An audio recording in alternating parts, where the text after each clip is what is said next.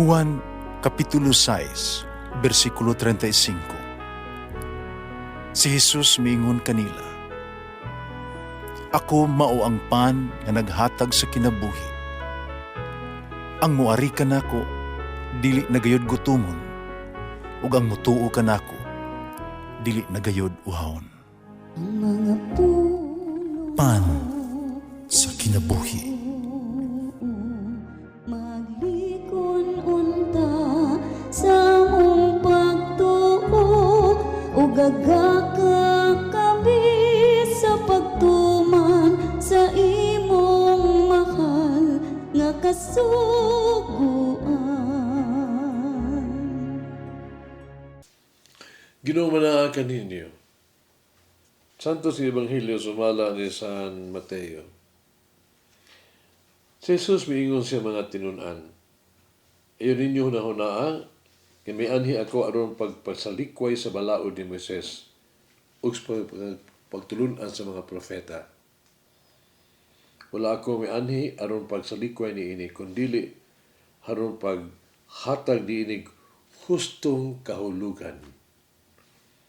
Timan ikini. Sa tamay langit pa og yuta, bisan ang labing gamay nga kudlit o labay nga jutay nga bahin sa balaod, dili gayod sa luan, hangtod matuman ang tanan.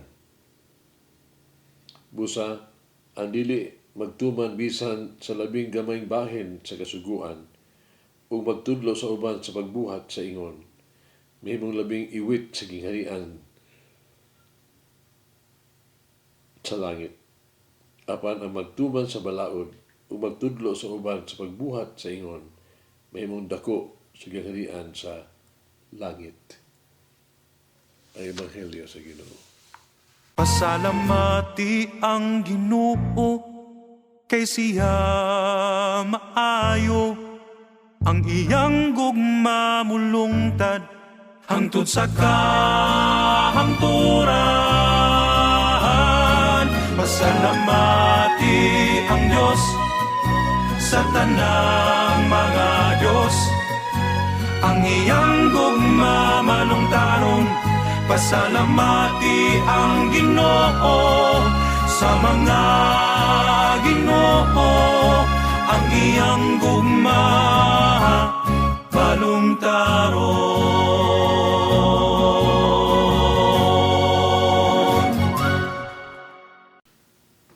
Si Jesus misulti kanato nga siya mianhis aron pagtuman sa balaod sa mga propeta. Nagpasabot kini nga iyang gipahayag ang tinuol nga kahulugan sa balaod ug sa mga propeta. Gituman niya ang gipangayo sa balaod ug sa mga propeta.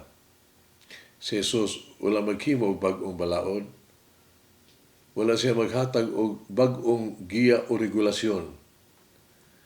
Hinuon gusto ni Jesus nga ipahayag ang tinuol nga kahulugan sa balaod. Siya na pahinundong ka na ito sinuol nga espiritu sa diwa o sa sugo sa Dios. Busa, gikan sa Ebanghelyo karong adlaw, nagapangutanan kita. Una, nganong gipahinumduman man kita ni Jesus sa tinuol nga kahulugan sa sugo sa balaod? Kini tungod kay usahay ugod kita may kaguling mong personal nga pagsabot, no? Interpretasyon sa pulong sa Dios o siya mga sugo. Usahay mahulog kita sa mga tentasyon sa pagpatinaw sa pagkutlo sa pulong sa Dios nga siya mga sugo aron lamang haong nato ba sa ito mga sayop ng mga ideya o papangita lang ang mga pagpasangil tungo sa ito mga kasipanan. Ikaduha,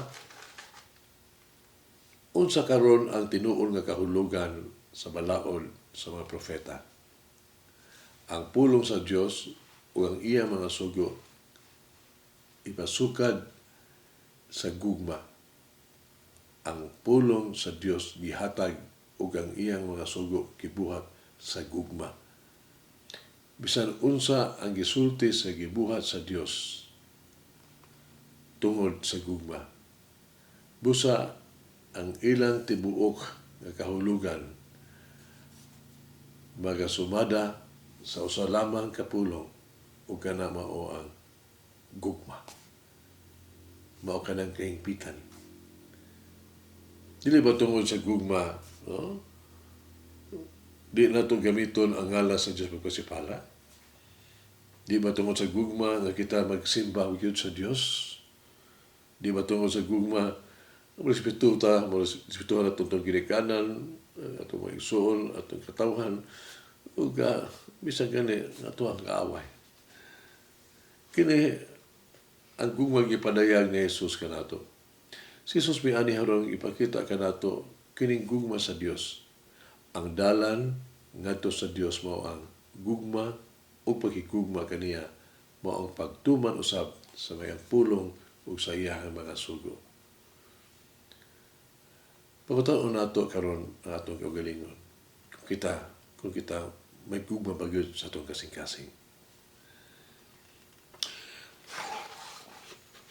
Di sugilanon ni San Agustin. Sa dihang ipamutanan sa San Agustin, unsay hitsura sa gugma? Siya dunay usa ka yano kaayo nga tubag.